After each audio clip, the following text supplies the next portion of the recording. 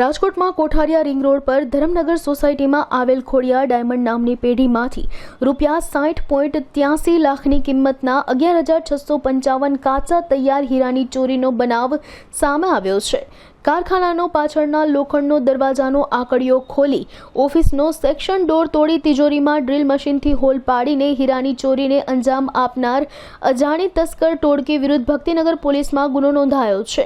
ઘટનાની જાણ થતાં DCP crime Parthraj Sinh Gohil, DCP Jagdish Bangarwa, ACP crime BB Basiya, crime branch PI Damor સહિતના અધિકારીઓ તેમજ ભક્તિનગર પોલીસનો કાફલો ઘટના સ્થળે દોડી ગયો હતો।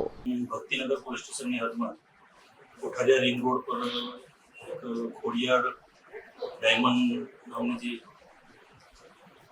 કારખાનું છે, જેમાં ગઈ રાત્રિના 20 થી સવારના 6 વાગ્યા સુધીમાં કોઈ અજાણ્યા ઈસમોએ અંદર પ્રવેશ કરી અને તિજોરીનું તાળું તોડી અને એમાંથી 130.55 ગ્રામના હીરા જેની કિંમત આશરે 60 લાખની જેટલા હીરાની ચોરી કરી ગઈ સામે બહાર આવેલું છે।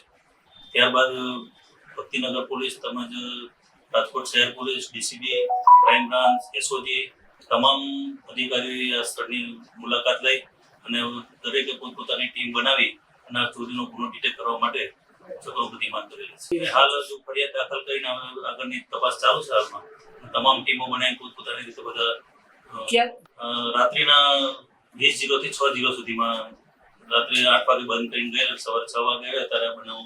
હાલ તો તપાસ ચાલુ છે। હાલ અમે કઈ કહી શકીએ નહીં, તપાસમાં જઈ નહીં।